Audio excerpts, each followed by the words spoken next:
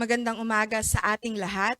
Narito po tayo sa press conference ng Philippine Statistics Authority para sa July 2023 Inflation Report. We are pleased to welcome our press and media partners here with us on-site and online today. Ako po si Janine Almeda, ang inyong host for today's press briefing. Bago po natin simulan ang inflation report, gusto po naming ipahayag na ito ay naka-live stream sa ating PSA Facebook page. Updates are also tweeted on the PSA Twitter with the hashtag PHCPI. Ngayon, ikinagagalak ko pong ipakilala si PSA Undersecretary Dennis Mapa, National Statistician and Civil Registrar General, na siyang mag-uulat tungkol sa paggalaw ng presyo ng ating mga bilihin sa Pilipinas itong nakalipas na Hulyo 2023. Ating pakinggan ang report ni Yusek Dennis Mapa. Umaga sa ang Philippine Statistics Authority mag-uulat ng antas ng inflation sa bansa para sa buwan ng Hulyo 2023. Ang headline inflation o ang pagtaas ng presyo ng mga produkto at serbisyo sa bansa ay bumagal sa antas na 4.7% nitong Hulyo 2023. Noong Hunyo 2023, ang inflation ay naitala sa antas na 5.4% at 6.4% naman noong Hulyo 2022. Ang average inflation mula Enero hanggang Hulyo 2023 ay nasa antas na 6.8%. Ang pangunahing dahilan ng pagbagal ng antas ng inflation nitong Hulyo 2023 kaysa noong Hunyo 2023 ay ang mas mabagal na paggalaw ng presyo ng housing, water, electricity, gas, and other fuels. Ito ay may 4.5% inflation at 39.2% share sa pagbagal ng antas ng pangkalatang inflation sa bansa. Ang nag-ambag ng malaki sa pagbagal ng inflation ng housing, water, electricity, gas, and other fuels ay ang mas mabagal na pagtaas ng presyo ng mga sumusunod. Bayad sa kuryente na may 7.1% inflation mula sa 10.3% inflation noong Hunyo 2023 at renta sa bahay na may 5.0% inflation mula sa 5.5% inflation noong Hunyo 2023. Nakaambag din ng malaki ang pagbagal ng antas sa inflation ng housing, water, electricity, gas, and other fuels, ang LPG, na may negative 12.3% inflation mula sa negative 10.0% inflation noong Hunyo 2023. Ang pangalawang nag-ambag sa pagbagal ng antas ng inflation ay ang mas babagal na paggalaw ng presyo ng food and non-alcoholic beverages na may 6.3% inflation at 25.1% share sa pagbagal ng antas ng pangkalatang inflation nitong Hulyo 2023. Ang nag-ambag ng malaki sa pagbagal ng inflation ng food and non-alcoholic beverages ay ang pagbaba ng presyo ng meat and other parts of slaughtered land animals tulad ng manok na may negative 1.7% inflation mula sa 0.3% inflation noong Hunyo 2023. Nakaambag din sa pagbagal ng antas ng inflation ng food and non-alcoholic beverages ang mas mabagal na pagtaas ng presyo ng mga sumusunod. Fish and other seafood tulad ng tilapia na may 4.5% inflation mula sa 6.2% inflation noong Hunyo 2023 at sugar, confectionery and desserts gaya ng asukal na puti na may 21.4% inflation mula sa 28.9% inflation noong Hunyo 2023.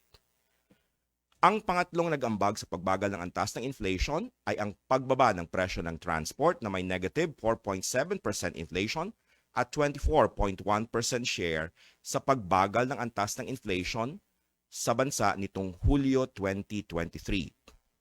Ang nag-ambag ng malaki sa pagbaba ng inflation ng transport ay ang mas mabagal na pagtaas ng presyo ng mga sumusunod. Other passenger transport by road tulad ng pamasahe sa jeep na may 7.0% inflation mula sa 11.7% inflation noong Hunyo 2023, pamasahe sa eroplano na may 5.1% inflation mula sa 24.6% inflation noong Hunyo 2023 at pamasahe sa bus na may 9.4% inflation mula sa 10.9% inflation noong Hunyo 2023. Pagdating naman sa overall inflation nitong Hulyo 2023, ang pangunahing nag-ambag ay ang food and non-alcoholic beverages na may 6.3% inflation at 50.0% share. Ang mga pangkat ng pagkain na pangunahing nag-ambag sa inflation ng food and non-alcoholic beverages ay ang mga sumusunod. Cereals and cereal products gaya ng bigas na may 5.9% inflation. Vegetables, tubers, cooking bananas, at iba pa gaya ng sibuyas na may 21.8% inflation. At milk, other dairy products and eggs tulad ng itlog na may 9.7% inflation. Ang pangalawang commodity group na may pinakamalaking ambag sa pangkalatang inflation nitong Hulyo 2023 ay ang housing, water, electricity, gas, and other fuels na may 4.5% inflation at 20.2% share sa pangkalatang inflation. Ang mga pangunahing nag-ambag sa inflation ng housing, water, electricity, gas, and other fuels ay ang mga sumusunod. Renta sa bahay na may 5.0% inflation. Bayad sa kuryente na may 7.1% inflation. At bayad para sa supply ng tubig na may 12.1% inflation. Ang restaurants and accommodation services ang ikatlo sa may pinakamalaking ambag sa pangkalatang inflation nitong Hulyo 2023. Ang commodity group na ito ay nagtala ng 7.9% inflation at 16.0% share. Ang pangunahing nag-ambag sa inflation ng restaurants and accommodation services ay ang restaurants, cafe and the like na may 8.0% inflation. Sa 13 commodity groups, 8 ang nagpakita ng pagtaas ng presyo ngunit sa mas mabagal na antas nitong Hulyo 2023. Ito ay ang mga sumusunod. Food and non-alcoholic beverages na may 6.3% inflation. Alcoholic beverages and tobacco na may 10.9% inflation. Clothing and footwear na may 4.8% inflation. Housing, water, electricity, gas, and other fuels na may 4.5% inflation. Furnishing, household equipment, and routine household maintenance na may 5.8% inflation. Recreation, sport and culture na may 4.7% inflation. Restaurants and accommodation services na may 7.9% inflation. At personal care and miscellaneous goods and services na may 5.6% inflation. Ang transport ay nagtala ng pagbaba ng presyo nitong Hulyo 2023. Ito ay may inflation na negative 4.7%. Samantala, nagtala ng mas mabilis na pagtaas ng presyo nitong Hulyo 2023 ang education services na may 3.7% inflation. Nanatili naman sa kanilang antas ng inflation noong Hunyo 2023 ang mga sumusunod. Health na may 3.9% inflation. Information and communication na may 0.7% inflation at financial services na may 0% inflation. Samantala, ang core inflation sa bansa ay bumagal din sa antas na 6.7% nitong Hulyo 2023. Noong Hunyo 2023, ang core inflation ay naitala sa antas na 7.4% at 3.9% naman noong Hulyo 2022. Pagdating sa National Capital Region, ang headline inflation ay natili sa antas na 5.6%, parehas sa antas nitong Hunyo 2023. Noong Hulyo 2022, ito ay nagtala ng 5.1% inflation. Pagdating sa overall inflation nitong Hulyo 2023 sa National Capital Region, ang pangunahing nag-ambag ay ang housing, water, electricity, gas, and other fuels na may 6.9% inflation at 33.3% share. Ang mga pangunahing nag-ambag sa inflation ng housing, water, electricity, gas, and other fuels ay ang mga sumusunod. Renta sa bahay na may 5.8% inflation. Bayad sa kuryente na may 14.0% inflation. At bayad para sa supply ng tubig na may 19.3% inflation. Ang pangalawang commodity group na may pinakamalaking ambag sa pangkalatang inflation sa National Capital Region nitong Hulyo 2023 ay ang food and non-alcoholic beverages na may 6.4% inflation at 33.3% share sa pangkalatang inflation. Ang mga pangkat ng pagkain na pangunahing nag-ambag sa inflation ng food and non-alcoholic beverages ay ang mga sumusunod: vegetables, tubers, cooking bananas at iba pa gaya ng repolyo na may 28.5% inflation. Cereals and cereal products gaya ng bigas na may 5.4% inflation. At fruits and nuts tulad ng saging na may 19.3% inflation. Ang restaurants and accommodation services ang ikatlo sa may pinakamalaking ambag sa pangkalatang inflation ng National Capital Region nitong Hulyo 2023. Ang commodity group na ito ay nagdala ng 10.1% inflation at 22.9% share. Ang pangunahing nagambag sa inflation ng restaurants and accommodation services ay ang restaurants, cafe and the like na may 10.1% inflation. Sa mga pangkat ng pagkain sa National Capital Region, nagpakita ng mas mabilis na pagtaas ng presyo nitong Hulyo 2023 ang mga sumusunod: bigas na may 2.1% inflation, mais na may 11.8% inflation, at vegetables, tubers, cooking bananas at iba pa gaya ng repolyo na may 28.5% inflation. Nagpakita naman ng mas mabagal na pagtaas ng presyo nitong Hulyo 2023 ang mga sumusunod: flour, bread, and other bakery products, pasta products, and other cereals na may 10.7% inflation, milk, other dairy products, and eggs gaya ng powdered milk na may 8.0% inflation, oils and fats gaya ng mantika na may 3.8% inflation, fruits and nuts tulad ng saging na may 19.3% inflation, sugar, confectionery and desserts gaya ng asukal na puti na may 17.8% inflation, at ready-made food and other food products not elsewhere classified tulad ng infant formula na may 10.3% inflation. Samantala, nagpakita ng pagbaba ng presyo nitong Hulyo 2023 ang meat and other parts of slaughtered land animals tulad ng baboy na may negative 2.8% inflation.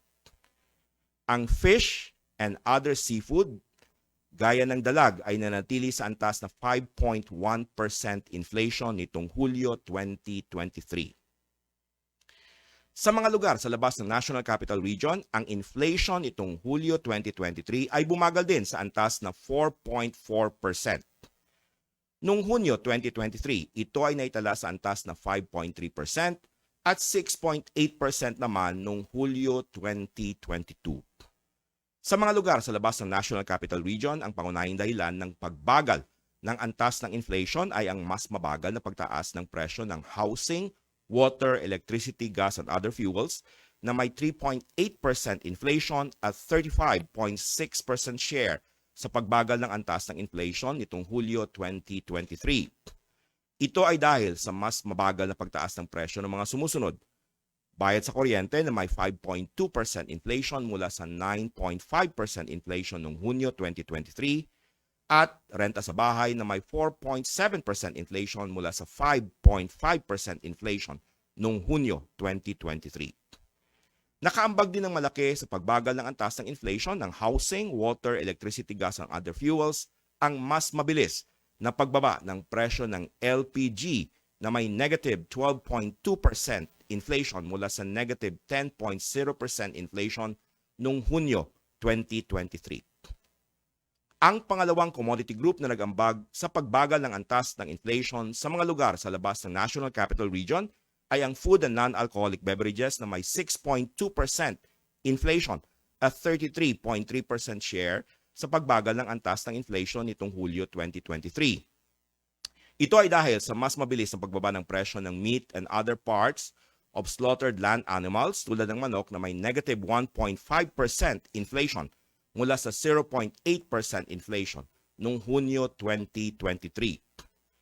Nakaambag din sa pagbaba ng inflation ng food and non-alcoholic beverages ang mas mabagal na pagtaas ng presyo ng mga sumusunod: fish and other seafood tulad ng tilapia na may 4.4% inflation mula sa 6.4% inflation noong Hunyo 2023, at sugar, confectionery, and desserts, particular ang asukal na puti na may 22.0% inflation mula sa 30.0% inflation noong Hunyo 2023. Ang pangatlong nag-ambag sa pagbagal ng antas ng inflation sa mga lugar sa labas ng National Capital Region ay ang pagbaba ng presyo ng transport na may negative 5.0% inflation at 18.8% share sa pagbagal ng antas ng inflation nitong Hulyo 2023. Ito ay dahil sa mas mabagal na pagtaas ng presyo ng mga sumusunod.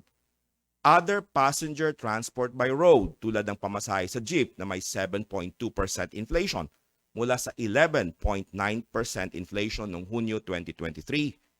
Pamasahe sa eroplano na may 5.5% inflation mula sa 24.7% inflation noong Hunyo 2023 at pamasahe sa bus na may 7.5% inflation mula sa 9.7% inflation noong Hunyo 2023. Sa mga pangkat ng pagkain sa mga lugar sa labas ng National Capital Region, nagpakita ng pagbaba ng presyo nitong Hulyo 2023 ang meat and other parts of slaughtered land animals tulad ng manok na may negative 1.5% inflation.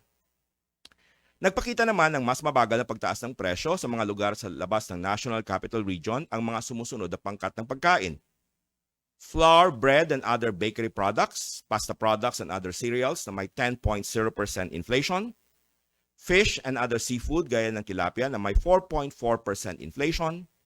Milk, other parts of other dairy products and eggs gaya ng itlog na may 10.1% inflation.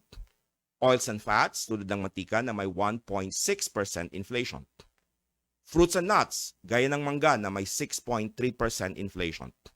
Sugar, confectionery and desserts gaya ng asukal na puti na may 22.0% inflation. At ready-made food and other food products not elsewhere classified gaya ng infant formula na may 7.4% inflation. Samantala, nagpakita ng mas mabilis na pagtaas ng presyo ang mga sumusunod na pangkat ng pagkain sa lugar sa labas ng National Capital Region. Bigas na may 4.5% inflation. Mais na may 5.7% inflation. At vegetables, tubers, cooking bananas at iba pa, partikular ang kamatis na may 20.5% inflation. Ang pinakamataas na inflation sa mga riyon sa labas ng National Capital Region itong Hulyo 2023 ay naitala sa Region 6 o Western Visayas na may 5.8% inflation mula sa 6.8% inflation noong Hunyo 2023. Samantalang may pinakamababang inflation sa mga riyon sa labas ng National Capital Region nitong Hulyo 2023 ay naitala sa Region 8 o Eastern Visayas na may 2.4% inflation mula sa 3.3% inflation noong Hunyo 2023. Kung ihahambing sa inflation na naitala sa mga riyon sa labas ng National Capital Region noong Hunyo 2023, lahat ng riyon ay nagtala ng mas mabagal na antas ng inflation nitong Hulyo 2023. Nitong Hulyo 2023, ang inflation para sa bottom 30% income households ay naitala sa 5.2%. Noong Hunyo 2023, ang inflation para sa bottom 30% income households ay naitala sa antas na 6.1%. At 7.2% naman noong Hulyo 2022. Ang average inflation para sa bottom 30% income households mula Enero hanggang Hulyo 2023 ay naitala sa 7.6%. Ang mga pangunahing dahilan ng pagbagal ng antas ng inflation para sa bottom 30% income households nitong Hulyo 2023 ay ang mas mabagal na pagtaas ng presyo ng mga sumusunod na commodity groups. Food and non-alcoholic beverages na may 6.1% at 49.3% share. At housing, water, electricity, gas, and other fuels na may 3.0% inflation at 31.3% share. Nakaambag din sa pagbagal ng antas ng inflation para sa bottom 30% income households nitong Hulyo 2023 ang pagbaba ng presyo ng transport na may negative 3.0% inflation at 12.4% share. Ang monthly data ng inflation para sa all-income households at bottom 30% income households ay inyong makikita sa website ng Philippine Statistics Authority. Maaari itong ma-access sa mga links na naka-flash sa screen o sa pamamagitan ng pag-scan ng QR codes na nasa screen. Dito nagtatapos ang aking paglalahad ng antas ng inflation o pagtaas ng mga presyo ng mga bilihin at serbisyo sa bansa para sa buwan ng Hulyo 2023. Ang Philippine Statistics Authority ay lubos na nagagalak sa inyong paglahok sa press conference tungkol sa inflation sa bansa. Maraming salamat at magandang umaga. Maraming salamat Undersecretary Mapa para sa ulat ng July 2023 inflation. Ngayon, bago natin simulan ang ating question and answer segment, nais po namin ipahayag na ang press kits namin ay ipapadala sa ating mga online participants at ipapamigay naman po dito ang press kits para sa mga on-site participants. Para sa mga nais pong magtanong, please raise your hand to be recognized, and for those online, pakigamit po ang raise hand feature or send your questions via chat box. Kapag kayo po ay natawag upang magtanong, please state your name and organization. Ngayon, handa na po tayo para sa ating question and answer segment. Yes, Ms. Shaila? Good morning, sir. I have two questions. For the first question po, yung 4.7%, it's the lowest since when po? July natin, 4.7%. The lowest was recorded March 2022 at 4.0%. Okay. Sir, yung next question, I understand di pa po naka-factor in dito yung epekto po ng mga nakaraang bagyo. So, usually po ba, pag may mga ganitong super typhoon, how big of an effect siya sa overall inflation rate? Thank you. Tama ka, no? Normally naman, ang mayroon tayong impact kaagad doon sa vegetables, for example. Ano? So, nakita natin naman na may pagtaas na yung ating vegetables. So, normally, yun ang unang tumataas. But we will see kasi you will notice medyo dynamic yung ating ng movement ng 13 commodity groups. So, for this month, for example, itong July report, nakita natin yung pagbaba ng transport. Pero itong past weeks may pagtaas naman. So, we will see in the coming weeks, no? Kasi weekly naman yung ating pag-track nitong mga prices. We cannot tell now there will be an effect on certain commodity groups, but there might be also reduction in certain commodity groups. So on the balance, we will have to compute for that. Thank you. Okay, thank you, Ms. Shaila, for the question. Yes, Sir Vic? Yusek Mapa, sir. Good morning. good morning, Vic Vic. Sumintak of Net25. Sir, paki-clarify lang kasi itong last July, sunod-sunod yung pagtaas ng presyo ng mga oil products. Hindi ba naka-apekto dito sa kunin niyo? Bakit nagkaroon pa rin ng deceleration ng inflation rate from 5.4 last June and July is 4.7%, Yusek?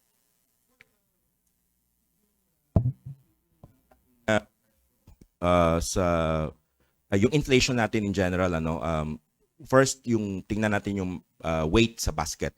Ang pinakamalaking weight diyan yung food, no? And nakita natin na itong food natin ay bumagal. So may impact 'yon. Yung transport naman, nakita natin negative siya, mayroong effect dito sa mga fares, no? And yung ang explanation kasi hindi natin dahil monthly yung ating pagkuha ng presyo, even the price of diesel and gasoline, if that's your point, is that pwede naman tumaas sa isang week pero bumaba sa isang week naman. So kinukuha natin yung average. What we're seeing is that transport, the negative inflation. In fact, diesel negative din siya, 33.9% ang kanyang drop dito sa July. Gasoline also negative. This is about 23.2% negative. And then yung other passenger transport, ito ay bumaba. Positive siya, 7.0%, pero galing siya sa 11.7%.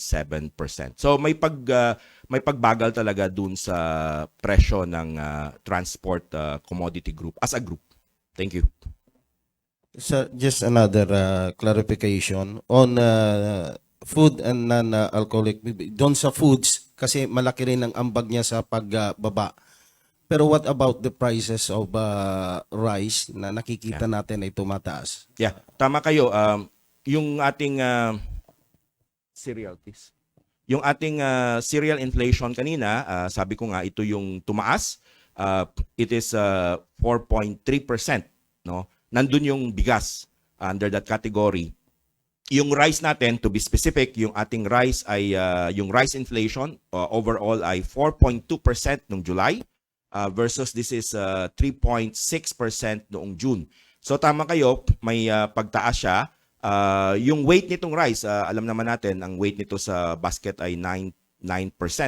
So ito yung tinitingnan natin. Ito yung isa sa mga threats sa pagtaas ng inflation. So sa ngayon, hindi pa siya ganun kataas, but I agree with your observation na pwedeng ito yung magiging source ng future inflation natin. Thank you.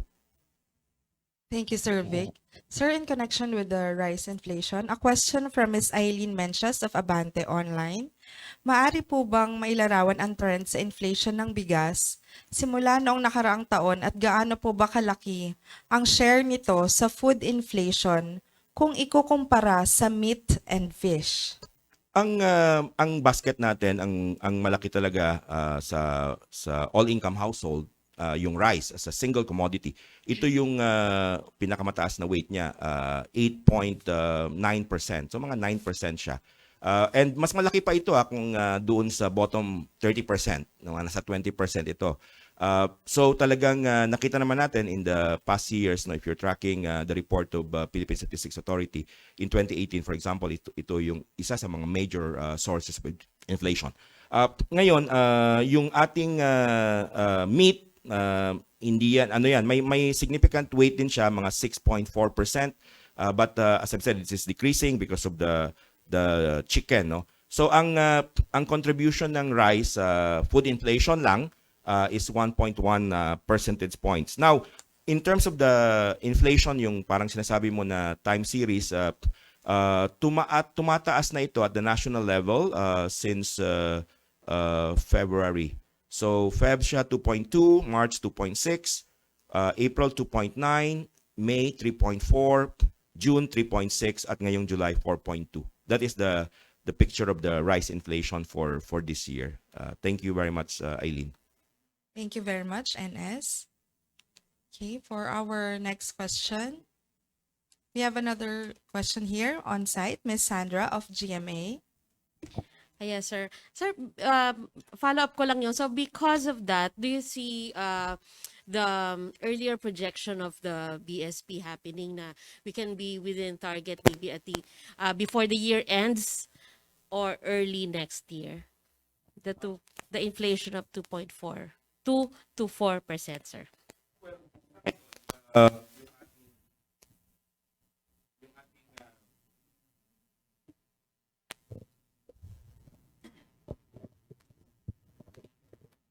While we have a drop ngayon sa ating inflation rate, if you look at the average, yung kasi January to July na no, nasa 6.8% tayo. Kung yung average natin na 2 to 4, parang medyo mataas pa ito. Pero yung projection naman nila ay papalo tayo ng mga 4 within the last quarter, yung month, but not the average. So yung average is I think nasa 5.5%, yun yung kanilang for the year forecast. So we are seeing a reduction in inflation, that's a fact, since January. Although sabi ko nga may mga items na tumataas, like ngayon of course rice and vegetables, no, and baka magkaroon pa yan ng impact itong August because of the typhoon nga.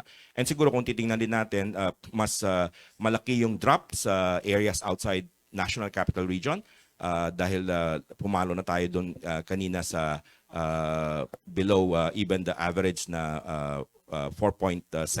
Pero yung National Capital Region is 5.6%. No? Ito naman ay dahil nga doon sa mga contribution on vegetables and then yung restaurants and accommodation services na medyo tumaas. So there are items that parang it create threat dun sa pagbaba ng inflation, rice, vegetables, and then of course yung ating services. So we are looking at this dynamics across the 13 different commodity groups. Thank you.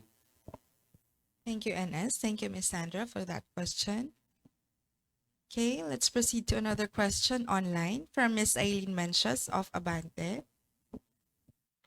Gaano po ba kalaki ang binaba ng presyo ng asukal at maaari po bang mahingi ang presyohan nito from November 2022 at nung mga panahon na pinayagan ang pag-angkat nito? Okay, thank you very much, Eileen. Ano? First, yung tumaas kasi naman talaga ang price ng sugar. No? I'm looking at the refined sugar, no? Yung asukal na puti natin sa Philippine average. So, noong November, this is about 93, and then nag-increase siya to 95 noong December. January, it's about 95. February, March, April, May. So ngayon actually mga nasa 95 pa siya, plus or minus a few centavos. So yung average niya in fact mula January hanggang July ay nasa 95 pesos and 14 centavos. Noong November, it is 93 and 20 centavos, and then December, 95 and 35 centavos. Yun yung price ng white sugar.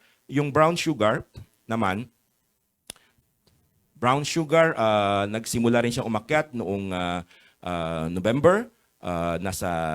Actually, September pa lang, no? Pero nagpumalo siya ng 80 pesos noong November. This is about 83 and 17 centavos. Noong December, 84 pesos. Ang average niya mula January to July this year ay nasa 83 pesos. Thank you. Thank you, sir.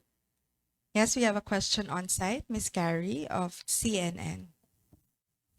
Sir, good morning po. Sir, balikan ko lang po yung sa rice and sa corn and vegetables na rin kasi ito po yata yung tatlong commodity groups na may higher inflation sa NCR and even outside NCR. So if not the typhoons po, ano po ba yung factors na nag-contribute sa pagtaas? Yung first yung rice, nakita naman natin tumataas na siya, sabi ko nga kanina since Feb, ano, pero dahan-dahan. Yung vegetables naman, may iba na bumaba, may iba na tumaas. Ngayon na note namin nga yung mataas talaga yung repolyo saka yung kamatis. May mga iba naman na bumaba. So it's not really as the whole basket ng vegetables na tumaas. There are components na tumaas and ito yung mga ginagamit palagi. So it's a mix. But again, July pa ito eh. So ngayon, because we were hit by typhoon nga, so may mga expectations kami na as nakikita naman namin ito in the past years, no, pag may typhoon, parang mayroon spike dito, no, sa presyo ng bigas. And then sa presyo ng gulay, and then bababa naman siya pagdating na pag normal na. Okay. Isa pa po, sir. May impact na po ba yung wage hike para sa consumer prices? Di ba nag-hike po sa Yeah, NCR noong July? we're looking at it kasi ang isa sa mga it's a good point actually. Yung increase wages na nag-start noong second half ng July, ano.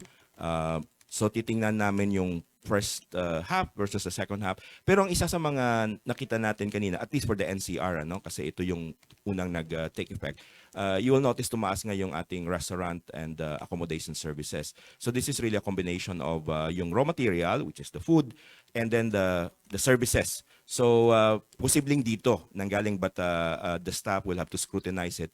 Pag nagtuloy-tuloy ito sa August, maybe we can see already a pattern. Thank you. Thank you very much, Ms. Carrie. We'll continue with the question online from Ms. Krisa Joy regarding the Super Typhoon Egay. Sir, the typhoon caused severe damage to agriculture, particularly sa sektor po ng palay, poultry, and is there a possibility po na tumaas pa ang inflation sa sectors na ito? If you look at yung mga past periods, no, na nagkaroon tayo ng typhoon, sabi ko kanina, normally may mga spikes tayo sa prices ng vegetables. And we will have to check on that dito sa August. Right now, dahil first week ng August ngayon, ang ating mga field data collectors ay nangongolekta ng mga datos. So makikita natin yon by the first half of August, which we are reporting naman no, sa ating website ng Philippine Statistics Authority. So dito natin makikita yung pattern. Itong palay, yung mais, of course may mga provinces tayo na producers na nabaha nga, no? Of course, Central Luzon nakita natin. But we have not really seen the impact. Tamang-tama naman, itong first 10 days of August ay magkakaroon tayo ng monthly survey on palay and corn. So by that, makikita natin kung ano yung epekto naman sa potential volume of production naman on the side. So we are currently doing data gathering for the prices for the first week of August. And for the second week, ito namang volume of production for our agri-sector. And we will see the impact on this, both on the production side and prices. Thank you. Thank you very much, NS. Okay, to follow up the questions po of Ms. Eileen Mencias. Bakit po mas mataas ang inflation ng bottom 30% at ano po ba ang kinaiba ng kanilang inflation basket sa inuulat na headline inflation? Ilang porsyento ang kanilang contribution sa headline inflation at masasabi bang dahil konti lang ang pera nila and therefore yung share nila as consumer spending kaya maliit lang ang epekto nila sa overall inflation? Yung ang explanation dyan, Eileen, ano, is that yung basket kasi ng average household natin ay iba dun sa basket ng bottom 30%. No? So, I've been explaining this in the past press conferences, but ang pinaka-obvious na pagkakaiba ay yung food basket. No? So, sa average household natin, ito yung tinatawag nating all-income households, ang weight ng food, yung pagkain, ay mga nasa 35% for the average household. Pero yung weight sa bottom 30% ay nasa 51%. So malaki talaga. And then yung main, makikita natin yung main distinction ay yung sa rice. Ang weight ng rice, all income, average household, ay nasa, sabi ko nga, 8.87%, mga 9%. But for the bottom 30% income household, it's about 18%. So doble. So may nakikita tayo na may mga increases sa rice. So that affects more the bottom 30% income household than the average household, no, in terms of the speed yung pagtaas ng inflation. So since January, nakita ninyo na mataas yung ating inflation for the bottom 30% simply because if you notice, mataas kasi yung food inflation natin. So dahil mataas yung weight ng food para sa bottom 30%, ito ay mas malaki yung impact sa kanila. I hope I was able to explain that, Eileen. Thank you. Thank you, NS, and thank you for your questions, Ms. Eileen Mencias. Okay, do you have any other questions? Yes, Ms. Kai of Business Mirror. Sir, hi, good morning. Sir, yung sa presyo ng bigas, same pa rin ba yung from the previous months na all varieties increasing also? So baka pwedeng makakuha ng data. Thank you. Okay, so as you all know, itong rice naman natin na inflation, tatlo yung sources natin. Ano yung regular milled, well-milled, saka special rice, no? So ang average na lang sa Philippines, ano, yung June, ang average ng regular milled, pumalo na lahat above 40. Average niya is about 41 pesos and 20 centavos. Nung July, it's 41 pesos and 50 centavos. So may increase siya month on month na 8.8%, no? Now, nung July last year, ito ay nasa 39 pesos and 60 centavos. So tumaas na yung average to 40 level. This is for the regular milled. Yung well-milled rice, ang July niya ay 45 pesos and 50 centavos average. Last June, ito ay nasa 45 pesos and 20 centavos. So may pagtaas siya month on month na 0.7%. Pero nung July 2022, ito ay nasa 43 pesos and 90 centavos. So may pagtaas siya na annual na 3.7%. And then lastly, yung special rice, ang July average ay nasa 54 pesos and 60 centavos. Yung June average ay nasa 54 pesos and 40 centavos. So may increase din siya na 0.4% month on month. Yung July 2022 ay nasa 53 pesos and 10 centavos. So annual, about 2.9%. So to answer your question, across the three, the regular, wheel milled, and special rice, tumataas. Thank you. Thank you po. Thank you, Ms. Kai, for those questions. Any other questions po? Online, you don't have any more questions. Before we end our open forum, mari po natin sagutan ang ating evaluation form sent via our chat box as well para po makatulong ito sa aming press conference sa mga susunod na buwan. Okay? Kung wala na pong mga tanong, we would like to thank our press and media partners for joining us in this July 2023 Inflation Press Conference. For next week po, we have some dates to look forward to. We will be having our Labor Force Survey Press Conference on August 9, Wednesday at 9 o'clock a.m., as well as our second quarter GDP Press Conference. It will be on August 10, Thursday, also at 9 o'clock a.m. Please join us and sana po patuloy ninyo po kaming suportahan. You may visit also our webpage at www.psa.gov.ph for more updates. Once again, I am Janine Almeda ng Philippine Statistics Authority. Maraming salamat at magandang umaga sa inyong lahat.